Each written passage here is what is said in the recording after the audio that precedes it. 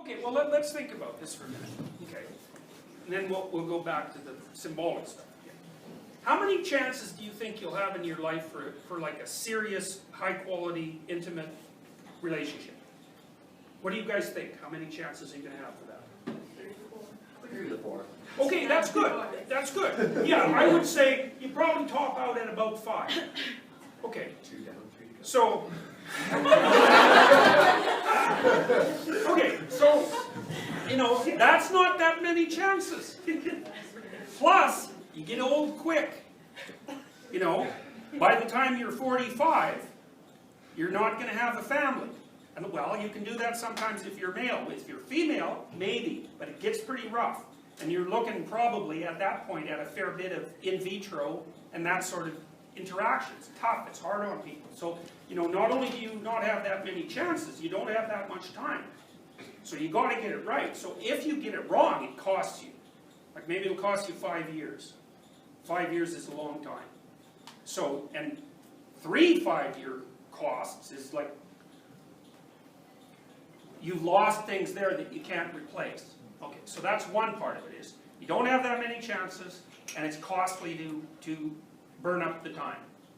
Okay, the second thing is,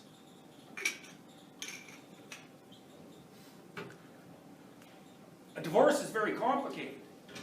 Like, it's not so bad if you get divorced to someone who's reasonable. But often the reason that you're getting divorced is that one or the other or both of you aren't that reasonable. And what that might mean is that you might be negotiating with someone whose basic goal is to make sure that you don't have another day of success in the next 20 years. And if that's their goal, they will attain it.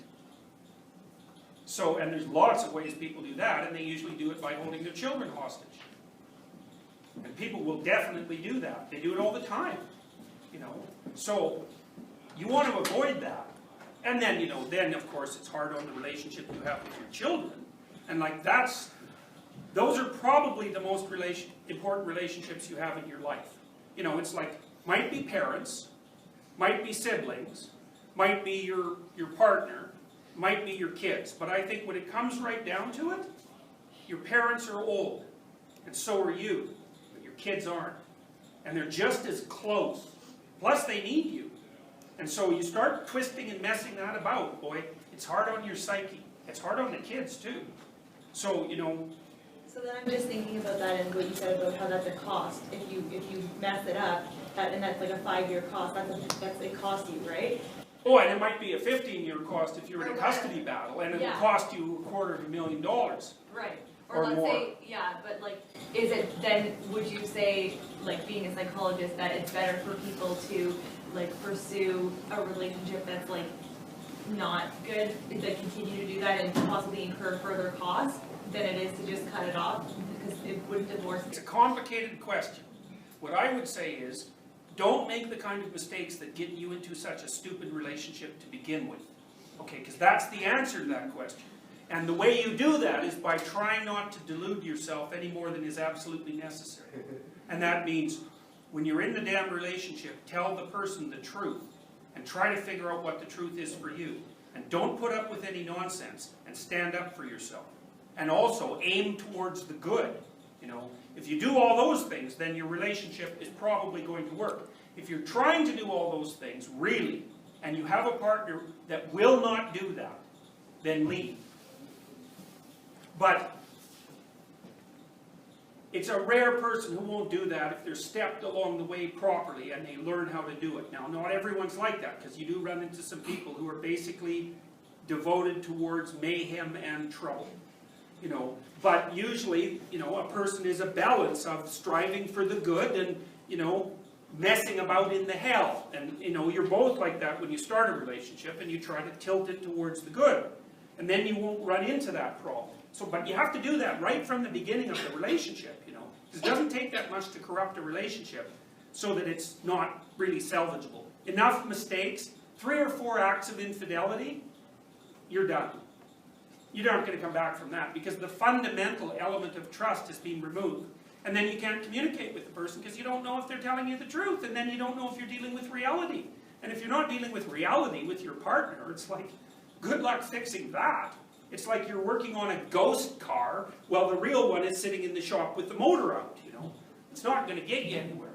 So a lot of the issue is don't get in the trouble to begin with. If you are in the trouble, well, then you try to straighten yourself out and see if you can fix it. Well, if you can't, your options aren't great. And it depends on the particularities of the situation. Now, I have people that I counsel, it's like, leave that person. And the rule is, they're lying to you, they aren't aiming up, and you won't be able to tolerate being with them for 10 years without becoming resentful, alcoholic, and homicidal. So that's a bad outcome. There's nothing you can do to avoid it, so you might as well leave. But you know, you have to have that sorted out. It has to be the truth, because it's no fun. It's no good to leave someone who's struggling in the lurch, you know, and you think, well, I'm with this person, they're not going anywhere, you know, maybe they have an alcohol problem, and they're resentful. It's like, but I'm all they've got. Well, they bloody well better want to fix that, because you're not going to be able to fix it. All that'll happen is you'll end up in the same place. Now, if they really want to fix it, more than anything, and they're willing to tell the truth about it, and willing to interact with you, then there's a ghost of a chance you might pull through it. But it's very hard to fix someone, and it's really hard to fix someone who does not want to be fixed. And there's lots of people like that.